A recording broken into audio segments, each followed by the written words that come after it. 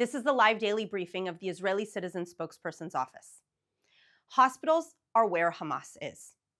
Hamas's doctor hid hundreds of murderers in his Hamas hospital. 240 Hamas and Islamic Jihad terrorists were caught in Gaza's Kamal Adwan hospital.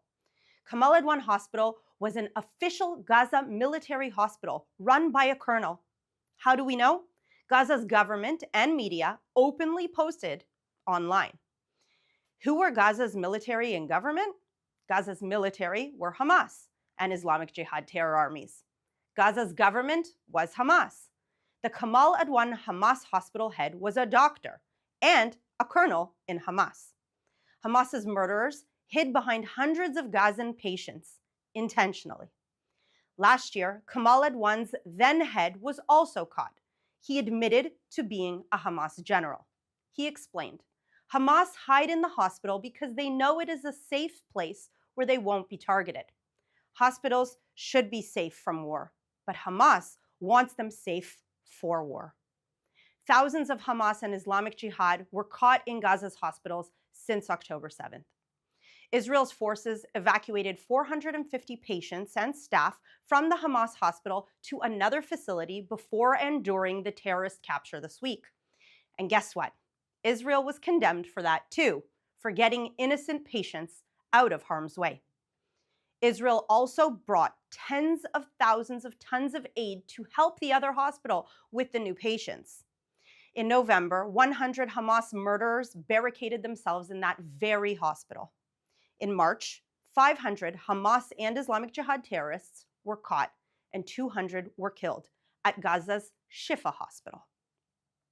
Also, Hamas used Gaza's hospitals to hold hostages they abducted on October 7th. Earlier today, Israel struck Hamas aerial defense units. Where were they based? The former Al-Waha hospital. Thankfully, there were no patients there.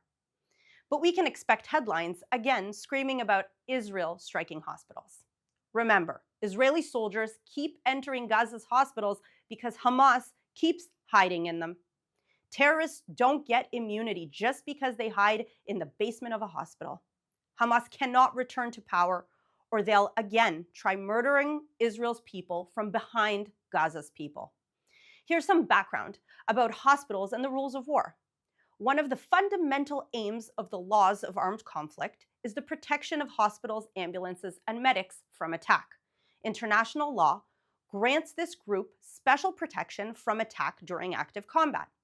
Hamas and other Iranian terror proxies use these protected areas to launch attacks on Israel's people in the hopes that Israel will be less likely to try stopping them and to draw international condemnation of Israel when it does have to act to protect its people. Israel will keep trying to reduce harm to civilians and to only attack military targets in accordance with international law. When Hamas uses medical facilities and vehicles for attacks, they lose their protection and may be targeted to stop those attacks in accordance with the requirements of international law. Hamas's use of hospitals as military bases puts everyone in danger.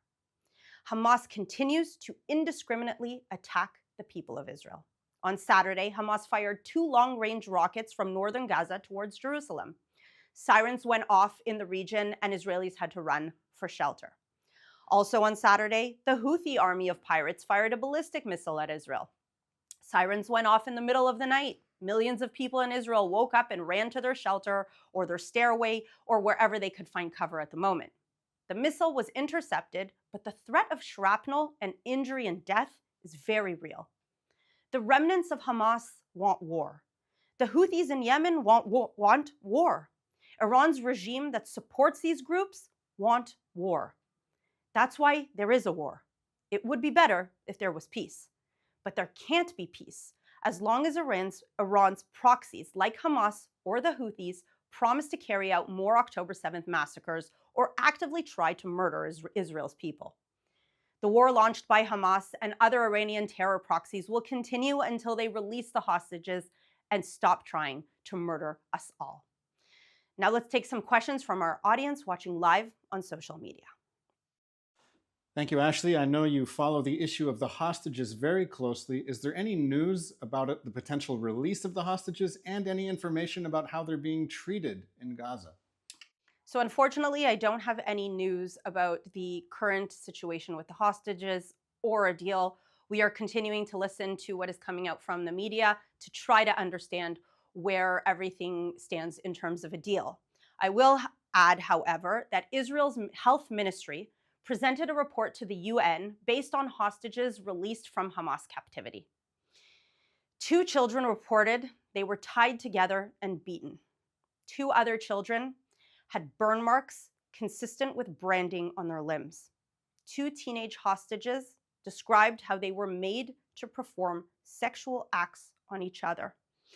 A woman reported that she was assaulted at gunpoint by a Hamas terrorist. Many hostages of all ages and genders described undergoing sexual abuse by Hamas captors. Children were forced to watch the October 7th murder videos. Hostages lost between 10 and 17% of their body weight. Some children lost 18% of their body weight and needed intensive care. Medical attention was withheld from many hostages, and at least one died from non-treatment. So when you ask me about the fate and the situation with the hostages, this report only takes into account what was reported from the released hostages a year ago. The remaining 100 hostages have been there for 450 days, and we can only hate to imagine what they are enduring. Our next question is from YouTube. Can you please give an overview of the situation on Israel's northern border right now? Do you expect that the IDF will be remaining in Lebanon for the foreseeable future and also parts of Syria? So I foresee that Israel will remain in position wherever it needs to remain in position. Part of the ceasefire agreement on Israel's northern border was that the Lebanese military was supposed to take position instead of Hamas, and that Hamas would demilitarize. Guess what? That has not happened. And so as long as the Hezbollah and Lebanese army don't withhold their end of the bargain, they don't carry out what they have agreed upon with the agreement, I foresee that Israel will be there to protect Israel's northern border, to protect the civilians of Israel's north, so that they can finally go back to their homes and we can keep the peace and calm in the region. Our next question is from Danny Clifford, who writes on Instagram. He is asking about the status of the Iranian nuclear program. Is it so far along that it's a serious threat, and is Israel going to have to do something about it? It has been so far along and a serious threat for quite some time. I would imagine that there are serious conversations happening between Israel's leadership and foreign leadership to see how and when we can deal with the situation. Of course, Israel will not agree to live under threat of an Iranian terror regime having nuclear capability. But it's important to add that it's not only Israel who is very fearful of this potential Iranian nuclear capability.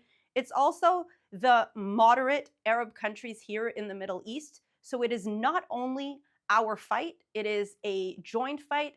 This will destabilize the entire region, the entire world, and therefore it's important to understand that it's not Israel's fight alone. This really is something that I'm sure, even though I'm not sitting there in those meetings, I'm sure this is real talk, real discussion between global leaders on how to move forward. Our next question is something that we get a lot on Instagram from people asking how to have better conversations about Israel and the war. People asking, how to deal with the question of, okay, I condemn Hamas for what they did on October 7th, but everything Israel has done since then is also a crime. How do you handle this? Well, first of all, I always recommend having compassion, because we do have compassion for the other side. We have compassion for the children of Gaza and for the innocent people of Gaza who have been tortured by Hamas for close to 20 years. There is no political freedom in Gaza. There is no freedom of expression. There is no freedom of religion in Gaza. And minority groups have been persecuted against in Gaza for many years. Now, it is important to mention that, and this is what you should always come back to, always, as long as there are 100 hostages, innocent people who were literally taken from a music festival, from their beds, doesn't matter where they were taken from, as long as they are still there, of course Israel will remain there. Israel will continue to fight. And Israel will not live with a terrorist organization running a mini state, a mini terror state on its border. So if you feel compassion, as I do, for the people of Gaza, for the children of Gaza, and you truly want a better future for them, you must call on them to immediately release the hostages and for Hamas to lay down its weapons and surrender. Because if those two things happen, all of the death, all of the destruction would literally end tomorrow. So it's important to understand that even though 1 year has passed, the hostages are still there. Hamas clearly still has capability. They are shooting rockets indiscriminately at Israeli citizens. So everything could end tomorrow with them understanding that the safety and security of their people is more important than their crazy objective of wiping out Israel and killing all the Jews. We have time for 2 more questions, and the first of those 2 is from Benji on Instagram, who asks, is the IDF focusing on the Houthis now? So certainly we have seen that the Israeli Air Force has struck the Houthis in Yemen. I wouldn't say they're focusing. I wouldn't say the focus has shifted to the Houthis, because we are still on a 7-front war. We still very much, as mentioned earlier, need to protect our northern border, our border now with Syria. We still, we're yet to see if Syria, if the new regime, whatever it will look like, will remain in a ceasefire with Israel. We are still being, we have the West Bank as a front, we have the Iraqi militias, and of course we have Hamas, we have Iran. I mean, we have been blessed with a number of enemies. So of course we are dealing with all of them, but I wouldn't say the focus has shifted. The Houthis certainly are presenting a real threat and a real inconvenience, waking us up night after night, whether it's in Tel Aviv, Jerusalem, or wherever it is. But it is important to mention that the Houthis are also a global threat. So they're a global threat on international waters and trading. And so we've seen not only Israel, but the United States striking in Yemen just this past weekend. So I believe, in going back to the previous question, I believe this is something that also we are discussing with our American and other foreign counterparts. This is our last question today. It's the holiday of Hanukkah. How are you celebrating Hanukkah, and how do you assess the mood in Israel during this Hanukkah holiday? So we're trying to stay happy and positive, but of course we're kind of unsuccessful. How am I celebrating? I'm, lighting the candles and eating donuts, much needed comfort carbs. But actually today, so many of you know, my cousin Agam Belgel, she is also held hostage. She is 20 years old in Gaza. And tonight we are joining the entire family, and we've invited other people to come together. We're going to be watching Agam's favorite movie, which is Bohemian Rhapsody. So we're trying to stay together as a family and stay positive, but we cannot really celebrate until, of course, they all come home. Thank you very much for watching. And remember, there is less than 1 week left to make your year-end gift. A generous donor is matching every donation up to $180,000, doubling your impact. Support the Israeli Citizen Spokesperson's office and help us combat misinformation, empower allies, and ensure Israel's story is heard. Don't miss this chance. Every dollar counts twice. Click the link in our bio to make your contribution. Thank you very much for tuning in. We will, of course, be back tomorrow at 3 p.m. Israel time, 8 a.m. East Coast time. Happy Hanukkah.